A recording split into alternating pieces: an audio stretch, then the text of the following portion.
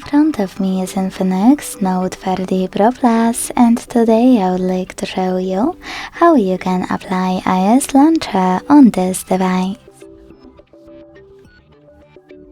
Begin by opening Play Store and clicking on the search bar. Then type in OS Launcher 18 from Launcher Studio Developer and download this free app from this developer. When it's ready, open it. Then hit Get Started.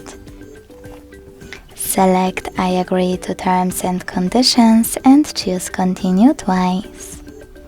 Then tap on while using the app or only this time, and allow in all available pop-ups. Finally, after closing an ad, tap on Set as Default at the top, click on Launcher Pro, and wait. As you can see, after a couple of seconds, my layout was successfully applied. If you want to go back to your default one, you can always go back to the same app, tap on Set as Default, and choosing XOS Launcher.